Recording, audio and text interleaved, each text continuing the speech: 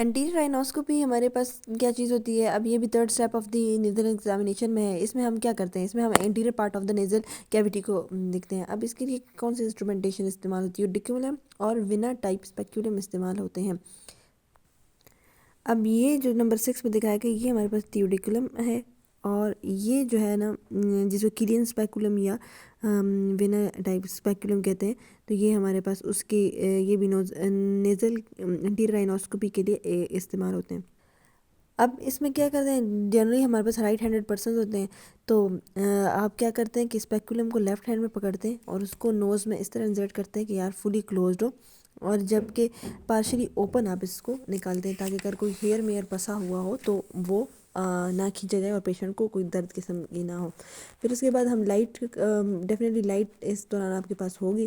Light کو ان تمام جگہوں پہ آپ نے ہیڈ لائٹ پہنی ہوتی ہے تو اس کو ان تمام جگہوں پہ فوکس کرنا جو اس کو آپ نے ایگزامن کرنا ہے. مثلا فرسٹ آف آل آپ کے پاس نیزل پیسیجز آتے ہیں. اب دیکھنے میں آپ دیکھیں گے یار یہ نارمل سائز کے نیرو ہیں یا وائڈ ہیں. نیرو ہے تو مطلب آپ کے پاس ڈیویٹڈ نیزل سیپٹم ہو سکتا ہے یا کوئی ہائپرٹروفائڈ ٹربینیٹس ہو سکتی ہیں.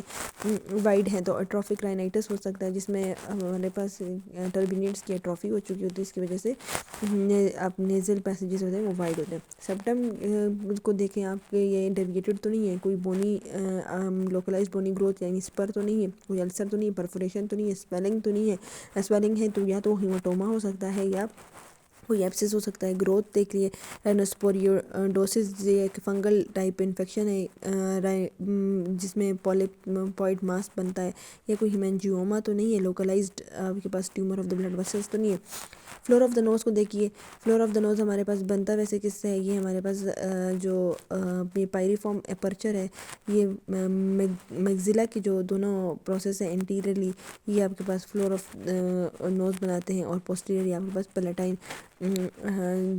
پروسیسز ہیں وہ بناتے ہیں. ٹھیک ہے، اب آپ اس کو دیکھیں تو اس میں کوئی ڈیفیکٹ اگر یہی چیزیں روف آف دا ماؤتھ یعنی پیلیٹ بناتے ہیں، تو اگر اس میں ڈیفیکٹ ہے تو کلیفٹ پیلیٹ یا فسٹولا ہو سکتا ہے. سویلنگ ہے تو کوئی ڈینٹل سسٹ ہے یعنی دانت کی کوئی کی وجہ سے ہمارے پاس جو کوئی سسٹمائڈ ماس یا انفیکٹ ہو گیا ہے وہ اوپر آ سکتا ہے اور وہ پش کر سکتا ہے. نیوپلازم ہیمنجیوما گرینولیشنز یعنی فارم باڈی اور اوسٹیائٹس کی وجہ سے تو نہیں ہے. اچھا روف کو دیکھیں. روف ویسے ہم دیکھتے نہیں ہیں. روف ہمارے پاس ویسے بنا کس سے ہوتا ہے؟ Nasal spine of the frontal bone سے بنا ہوتا ہے.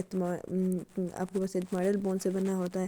پھر باڈی آف دا اسپینوئڈ سائنس سے بنا ہوتا ہے، اور یہ تقریباً آپ کا جو روف بنا رہا ہوتا ہے. تو ویسے اس کو دیکھا نہیں جاتا یہاں پہ olfactory میوکوزا ہوتا ہے، لیکن ایٹروفک رائنائٹس میں ہم دیکھتے ہیں کہ یہاں پہ ہمارے پاس کرسٹ وغیرہ بنے ہوتے ہیں. پھر آپ لیٹرل وال دیکھیں. لیٹرل وال ڈیفینیٹلی اس میں ہمارے پاس ٹربینیٹس ہوتے ہیں، اور ان کے نیچے جو میٹسز ہیں وہ آپ دیکھیں وہ انفیریئر ٹربینیٹ اور مڈل ٹربینیٹ تو پھر بھی کچھ نہ کچھ دکھ جاتا ہے، اور اس کی میٹسز بھی دکھتی ہیں. اب اس میں آپ دیکھیں کلر آف میوکوزا. سب سے پہلے آپ کے پاس جو میٹس ہے اس کے اور ٹربینیٹ ہے اس کو میوکوزا نے لائن کیا، وہ دیکھیں کہ وہ کس طرح کلر ہے. پیل گلسننگ ہے تو ٹھیک ہے، اگر کنجسٹڈ ہے یا ریڈ ہے تو انفلیمیشن ہے اور بہت پیل ہے تو الرجی ہے.